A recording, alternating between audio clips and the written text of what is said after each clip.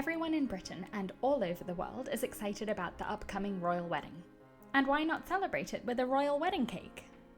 To make my royal wedding cake, I baked 2 lemon cakes with raspberry filling. I did a 6-inch and an 8-inch cake, but you can do any sizes.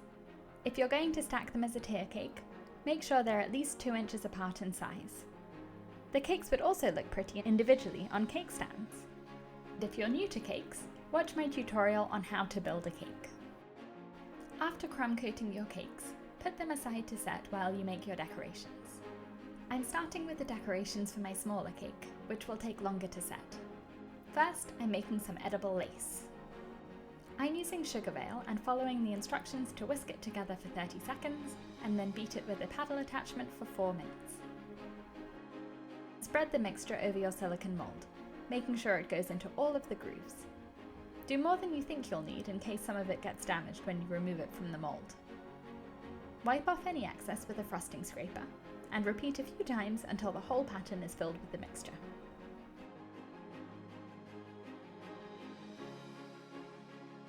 Place your silicone mold onto a baking tray, bake at 200 degrees Fahrenheit for whatever time is recommended on the instructions for your mold. I baked mine for 8 minutes. When you take the mold out of the oven, lift it off the tray and rub it with a damp cloth. Don't be too aggressive or you'll damage it. Leave it to cool until the mixture isn't sticky when you touch it. Meanwhile, I'm going to make a white rose. You'll need a rosebud shape first, which you'll put the petals around. Add Tylose powder to your fondant so that it dries and sets quickly, so the petals will hold their shape. You'll need about a handful of white fondant and just a pinch of Tylose powder. Any more and it will dry out too much and crack. I'm going to use 3 round cutters of different sizes to cut out my petals. Roll your fondant out as thin as you can, rotating it after every few rolls to make sure it doesn't stick to the surface underneath. I'm using a non-slip mat, but you could also use parchment paper instead, taping it onto the countertop so it doesn't move around. Now use your smallest round cutter to cut out 5 circles. I'm going to do 2 extra, just in case any of mine tear. For each circle, pinch around the edges of half of the circle. This flattens it even more, so it's as thin as a rose petal, and it also gives it some movement by making it less symmetrical and cookie cutter, if you excuse the pun. You only need to pinch half of the petal because the other half will be at the bottom of the rosebud, and it will be covered by more petals, so you won't see it. So if your petal tears, as long as it's on the bottom half, you won't be able to see it, so it doesn't matter. If your fingers stick to the fondant, dip them in some powdered sugar. Brush your first petal all over with a bit of water. Wrap it around the rosebud with the pinched part at the top, like this. Press the bottom part against the base of the rosebud. For the next 4 petals, we're going to stick the bottom part to the rosebud, but leave the top part slightly flared out, like a blooming rose. The part you pinched will be the top half.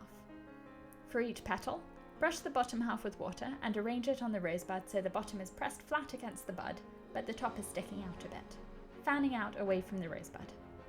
Place the next petal overlapping the last petal by about a third. Continue with the rest of your petals to work your way all around the rosebud. I don't need this extra petal. For the next round of petals, we're going to use the medium circle cutter. Roll out your fondant as thin as possible and cut out 5 petals. Pinch each one around half of the circle to give them some movement, and then brush half of each petal with water. Brush the part that you didn't pinch, which will be the bottom of the petal, and you'll stick that part to the base of the rosebud. Let the top part angle out away from the rosebud. Overlap each petal by about a third, going all the way around the rosebud. You can crimp the top of the petals with your fingers so they curve if you think they look too straight. Roll out some more fondant to cut out more petals.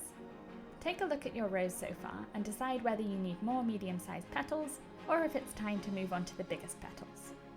You'll know that you need more medium petals if the last petals you attach still reach easily from the base of the rosebud up to the top of the rose. But if you've had to attach the petals further up the rosebud so that they reach the height of the other petals, you're ready to move on to the bigger circle cutter. I'm going to do 3 more medium petals and then graduate to the biggest size. I'm crimping my petals a bit at the top to make them look a bit more realistic. And now for the bigger petals. Same as before, pinch down the edges, but go about 3/4 of the way around the petal, since more of these petals are going to be visible than the previous size.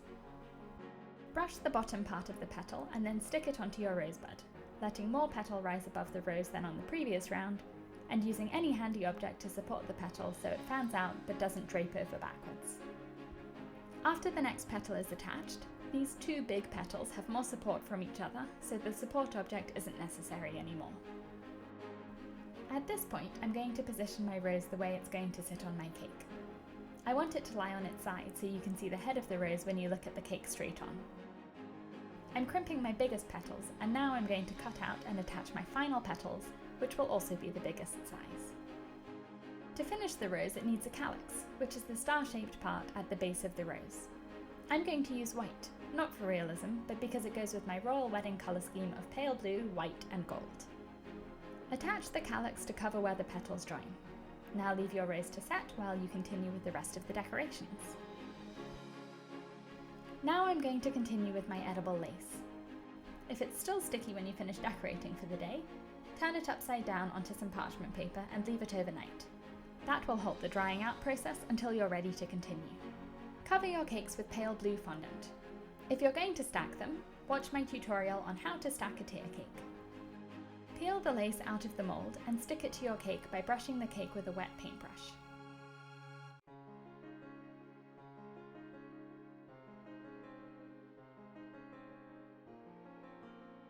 If you don't have perfect sheets of lace, cut out the parts that you want to use and attach them together onto the cake.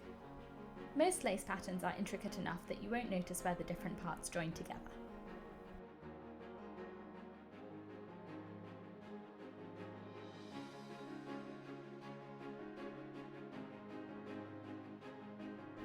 I used a long piece of lace to scrunch up on top of the cake, propping it up to dry with 2 piping tips. It was dry and set by the next morning. Place your rose on top of the lace and the smaller cake is finished. Now to make the decorations for the bigger cake. I'm making a pendant to dangle down from the cake. You'll need 2 ovals of white fondant, one slightly bigger than the other.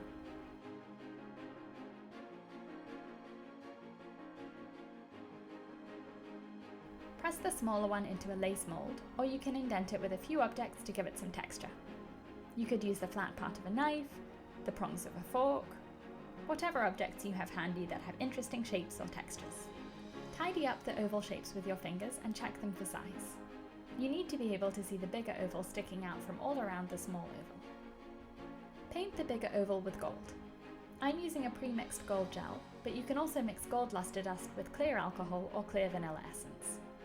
I'm only painting the outer part of my oval, making sure to get the edges around the sides so everything visible will be gold. I'm brushing the centre of the oval with some water to stick to the inner part of the pendant. Leave the pendant to dry because the gold gel will be wet and sticky for a few hours. While it's drying, make a double beaded border to go around the base of the cake. Roll out white fondant and use any shaped cutter to cut out all of the fondant. You're going to roll these shapes into balls, but the purpose of doing it this way is that every ball will be exactly the same size. It only works if the fondant is the same thickness all over, so check this before you start cutting out the shapes. I'm using the large part of a piping tip to cut out circles, but a star shape or square or anything else would be fine. Now just roll all of your shapes into balls. Place your cake onto a cake board at least 2 inches bigger than the cake, and brush water around the base of the cake. After placing a ball down, brush each side with some water, and add another ball to each side, working your way all around the base of the cake. Brush the tops of the balls with water and the side of the cake immediately above the first row of balls, and then arrange another row of balls so that each ball sits between the 2 balls beneath it. Now we're going to drape some white strands of fondant around the cake. To make them symmetrical, cut a circle of paper the size of your cake. You can trace the cake pan onto the paper or use a parchment circle. Fold the circle in half and in half again, and if you want even more strands you can fold it in half again. Then open it up, place it on top of your cake, and use a knife to indent where each crease is. Cut your parchment circle in half and wrap it around the cake, trimming it so that it's the same width as the distance between two indents on the cake. Now cut the circle a little smaller to mark where the strands of fondant are going to drape. I want mine to go about halfway down the side of the cake. I'm folding the semicircle of parchment in half to make sure I'm cutting a symmetrical line for the draping fondant. Now hold the semicircle against the cake and score a thin line with your knife around it, which is where your fondant is going to go. Roll out fondant into strings, making sure they're the same width all the way along. Brush your guideline with a wet paintbrush and stick the fondant strand to it. You might be able to get more than one drape out of your string of fondant.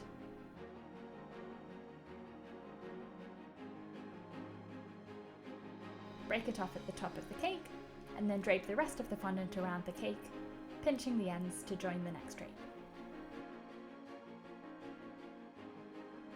I'm going to add a beaded strand to hang my pendant.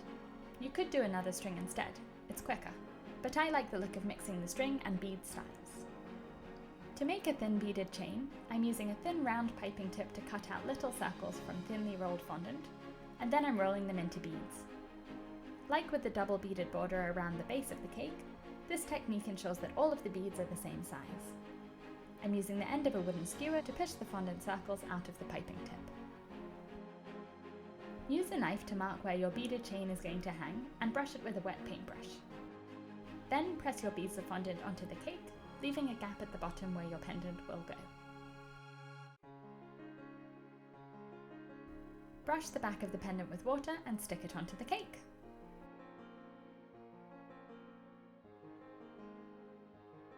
Like I mentioned, you can leave the two cakes as individual cakes or stack them as a tier cake. Ta-da! A royal wedding cake fit for the royal couple. If you follow this tutorial, please tag British Girl Bakes on social media. Subscribe to my YouTube channel for more cake tutorials every week.